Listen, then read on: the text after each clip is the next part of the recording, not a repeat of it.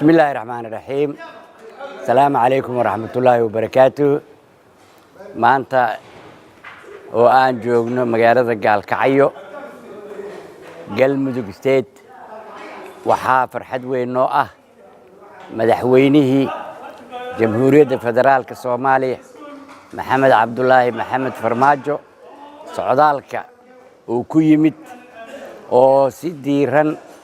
oo niyad furanaan ah kalgacal ah Soomaalinimo ah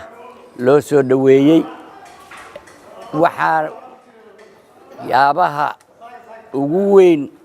ee meesha ka dhacay sida shacbiga reer Galmudug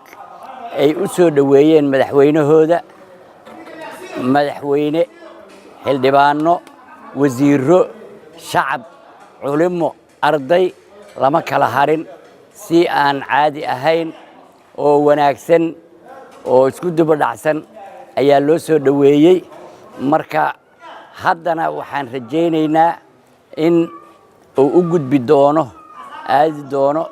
deegaanada kale ee Galmudug ilaa uu ka tago caasimadda Galmudug ee Dhuusamareeb insha Allah farxad iyo reereen bay noo tahay wanaag bay noo tahay madaxweynuhuna ummadiisa shacabkii doortay ee soo dhaweeyay ee kalgacalka iyo niyadsamida ku soo dhaweeyay in uu arko gaari ku maro dhexdooda meel walba tago arka baahida ka jirta dalka abaar badana dhacday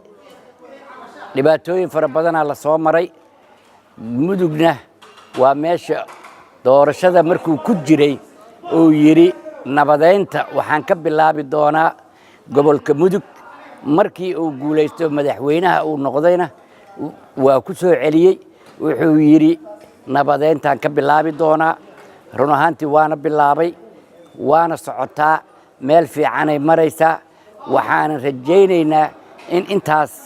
laga sii adkeeyo tiir adag loo sameeyo Gaalkacyo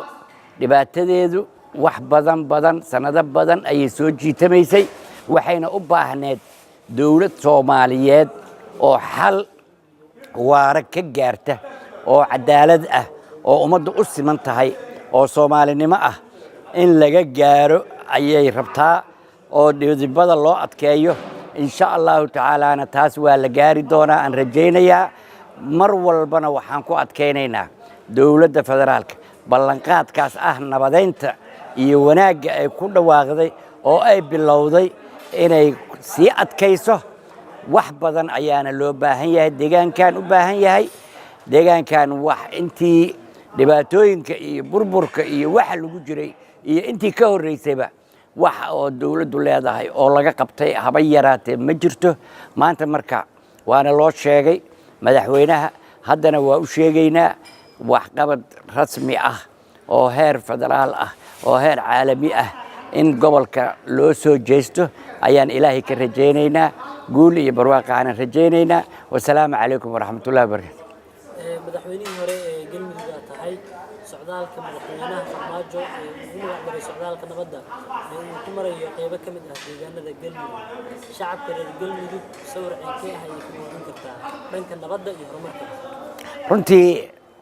waa ujeedaa sida hadda maanta Gaalkacyo loogu soo dhaweeyay dhinaca Galmudug waad arkaysaa sida raali looga yahay oo loogu faraxsan yahay inta kale ee gobolka degmooyinka iyo gobolka intiisa kalena waxaan rajaynaynaa sidaas iyo si ka sii fiican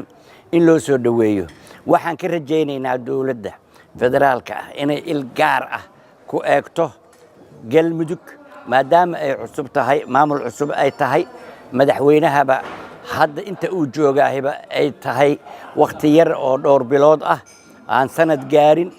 oo ay isla socdaanba dawladda federaalkuna sanad ma gaarin isaguna sidoo kale madaxweyne Axmed Ducaale Geele Xaaf iyo maamulkaba haddana aan rajaynayno intii dhimanayd in la sii dhammaystiray oo ahlu sunna iyo maamulkii gobolada dhexe ka jiray iyo Galmudug oo la mideeyay oo hadda xafladii midowga lagu dhigi doono Dhuusamareeb oo madaxweynuhuna tagayo waxaan leenahay wax qabad aan caadi ahayn oo ballaaran ayaa dawladda federaalka ay ka rajaynayaan shacbiga reer galmudug